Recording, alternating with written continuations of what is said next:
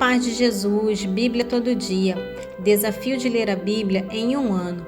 Em nome do Pai, do Filho e do Espírito Santo. Amém. Oração inicial. Abre, Senhor, a minha mente para que eu compreenda, minha boca para que eu proclame e meu coração para que eu acolha. Amém.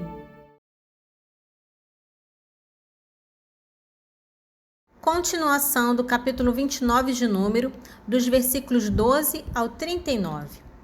No dia 15 do 7º mês, tereis uma santa assembleia, com a suspensão de toda a obra servil.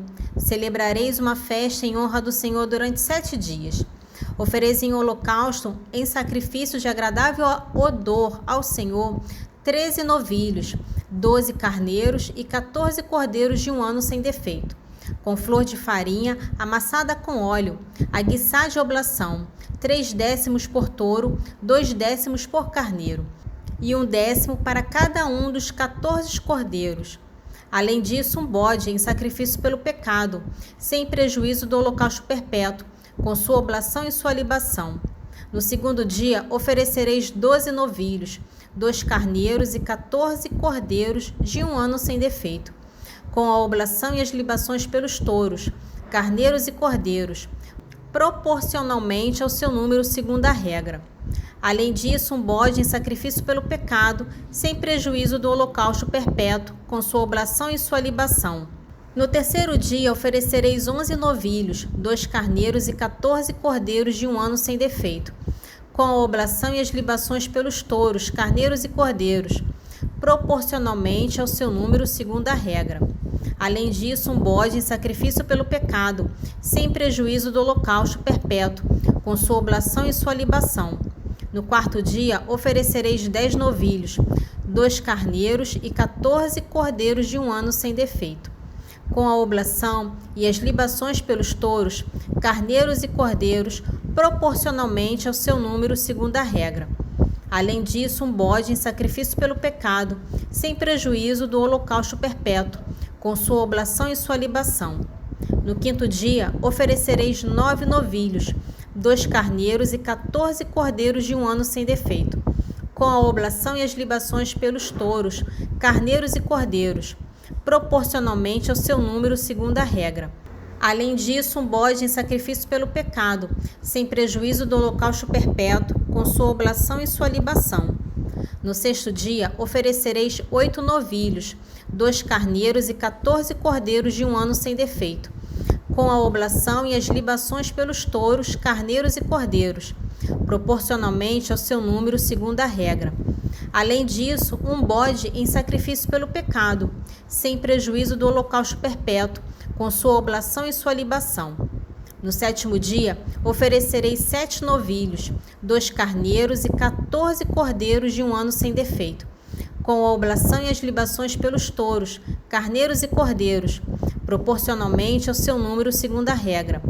Além disso, um bode em sacrifício pelo pecado, sem prejuízo do holocausto perpétuo, com sua oblação e sua libação. No oitavo dia, tereis uma solene assembleia e a cessação de todo o trabalho servil.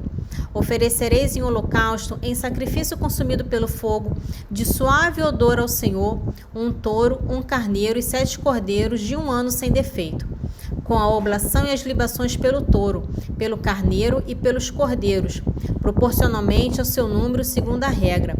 Além disso, um bode em sacrifício pelo pecado, sem prejuízo do holocausto perpétuo, com sua oblação e sua libação. Tais são os sacrifícios que oferecereis ao Senhor em vossa solenidade, além de vossos votos e vossas ofertas espontâneas, holocaustos, oblações, libações e sacrifícios pacíficos. Livro de Números, capítulo 30. Moisés referiu aos israelitas tudo o que o Senhor lhe tinha ordenado. Moisés disse ao chefe das tribos israelitas: Eis o que o Senhor ordenou. Se um homem fizer um voto ao Senhor, ou se comprometer com juramento a uma obrigação qualquer, não faltará a sua palavra, mas cumprirá toda a obrigação que tiver tomado. Se uma donzela que se encontre ainda na casa de seu pai fizer um voto ao Senhor, ou se impuser uma obrigação, e seu pai, tendo conhecimento do voto que ela fez, ou da obrigação que tomou, nada disse, todos seus votos e suas obrigações serão válidos.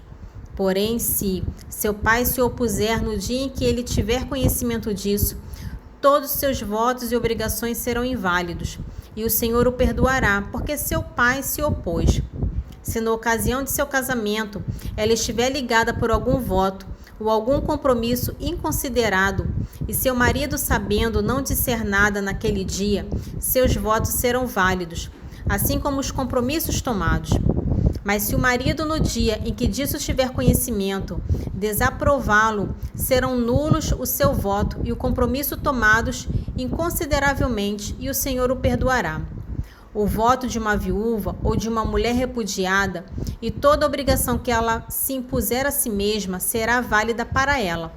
A mulher que está em casa de seu marido, se obrigar com voto ou se impuser uma obrigação ou juramento, desde que o marido, ao sabê-lo, nada diga, nem se oponha, todos seus votos serão válidos, bem como todo compromisso que ela tiver tomado. Porém, se seu marido se opuser ao ser informado de seus votos, todos eles serão nulos, e igualmente todos os compromissos que tiver tomado serão sem valor, porque foram anulados por seu marido, e o Senhor o perdoará. Seu marido pode ratificar ou anular todo voto ou todo juramento que ela tiver feito para se mortificar. Se seu marido guardar silêncio até o dia seguinte, com isso, ratifica todos os seus votos e todos os seus compromissos, e os ratifica porque nada disse no dia em que deles teve conhecimento. Se os anular depois do dia em que o soube, levará a responsabilidade da falta de sua mulher. Tais são as leis que o Senhor prescreveu a Moisés com relação a marido e mulher, pai e filha, quando esta é ainda jovem e vive na casa de seu pai. Livro de Números, capítulo 31, dos versículos 1 ao 24. O Senhor disse a Moisés: vinga os filhos de Israel do mal que lhe fizeram os madianitas. Depois disso serás reunido aos teus. Moisés disse então ao povo: arme-se para a guerra alguns homens dentre vós. Eles atacarão Madian, para executarem sobre ele a vingança do Senhor. Poreis em linha de combate 1000 homens de cada uma das tribos de Israel. Reuniram-se, pois, dentre as famílias de Israel, 1000 homens por tribo, ou seja, 12.000 homens de pé, prontos para o combate. Moisés enviou-os ao combate, 1000 homens de cada tribo, com Finéias, filho do sacerdote Eleazar, que levou também os objetos sagrados e as trombetas para tocar. Atacaram os madianitas como o Senhor tinha ordenado a Moisés, e mataram todos os varões. Mataram também os reis de Madian, Evi, Recém, Sur, Ur e Rebe, 5 reis de Madian, e passaram a fio da espada Balaão, filho de Beó. Levaram prisioneiras mulheres dos madianitas com seus filhos, e pilharam todo o seu gado, seus rebanhos e todos os seus bens. Incendiaram todas as cidades que habitavam e todos os seus acampamentos. Levaram consigo todo o espólio e todos os despojos, animais e pessoas. E conduziram-nos a Moisés, ao sacerdote Eleazar e à assembleia dos israelitas no acampamento, que se encontrava na planície de Moabe, perto do Jordão, em face de Jericó. Moisés, o sacerdote Eleazar e todos os chefes da assembleia saíram-lhes ao encontro fora do acampamento. E Moisés, irado contra os generais do exército, os chefes de milhares e os chefes de centenas que voltaram da batalha, disse-lhe: o que é isso? Deixastes com vida todas essas mulheres? Mas são justamente elas que, instigadas por Balaão, levaram os israelitas a serem fiéis ao Senhor na questão de Fegó, a qual foi também a causa do flagelo que feriu a Assembleia do Senhor. Ide, matai todos os filhos varões e todas as mulheres que tiverem tido comércio com o homem, mas deixai viva todas as jovens que não o fizeram. E vós acampai durante 7 dias fora do acampamento. Todos que tiverem matado um homem ou tocado em um morto deverão purificar-se ao 3º e ao 7º dia, eles e seus prisioneiros. Purificai também toda a veste, todo objeto de pele, todo tecido de pelos de cabra e todo utensílio de madeira. O sacerdote Eleazar disse então aos guerreiros que tinham combatido: eis o preceito da lei que o Senhor impôs a Moisés. O ouro, a prata, o bronze, o ferro, o estanho, o chumbo, tudo o que pode passar pelas chamas. Será purificado no fogo, mas será também purificado pela água lustral. Tudo que não suporta o fogo será purificado com a água. Lavarei vossas vestes no 7º dia, para serdes puros. Depois disso voltareis ao acampamento. Evangelho de São Marcos, capítulo 16. Passado o sábado, Maria Madalena, Maria mãe de Tiago e Salomé compraram aromas para ungir a Jesus. E no 1º dia da semana foram muito cedo ao sepulcro, mas o sol havia despontado. E diziam entre si: quem nos há de remover a pedra da entrada do sepulcro? Levantando os olhos, elas viram removida a pedra, que era muito grande. Entretanto, no sepulcro, viram sentado do lado direito um jovem vestido de roupas brancas, e assustaram-se. Ele lhe falou: não tenhas medo, buscai Jesus de Nazaré, que foi crucificado. Ele ressuscitou, já não está aqui.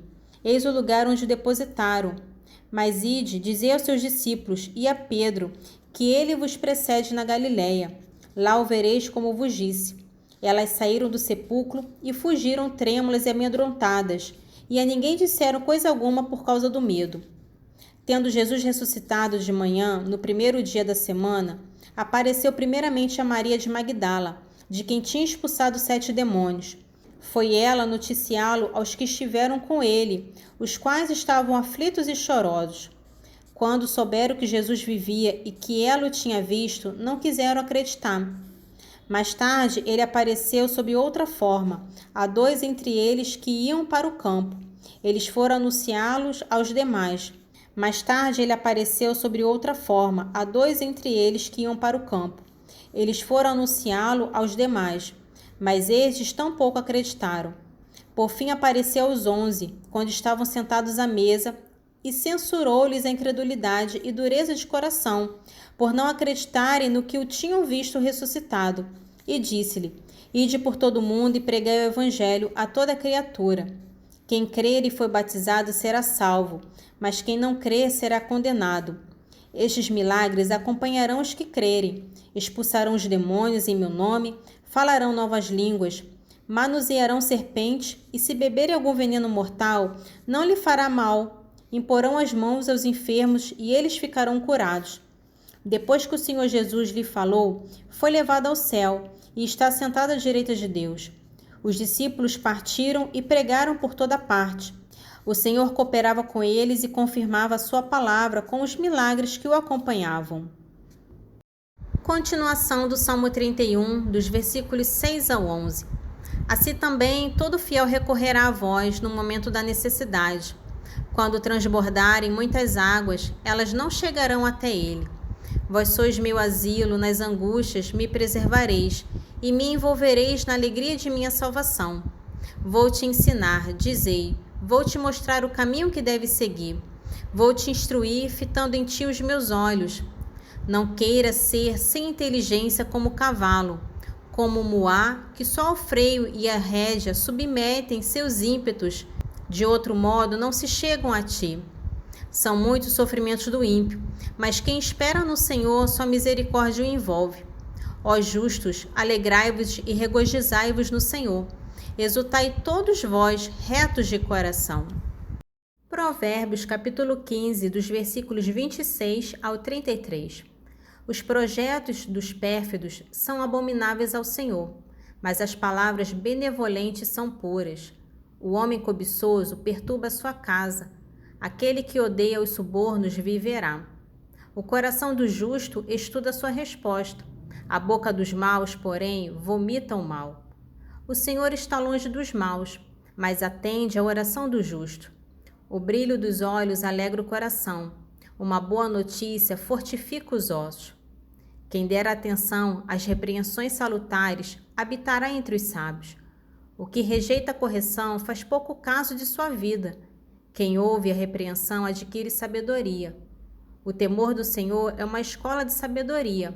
A humildade precede a glória. Oração final. Senhor, te louvo e agradeço, porque deixastes tua palavra viva no meio de nós.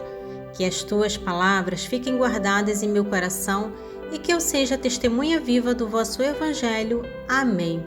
Em nome do Pai, do Filho e do Espírito Santo. Amém.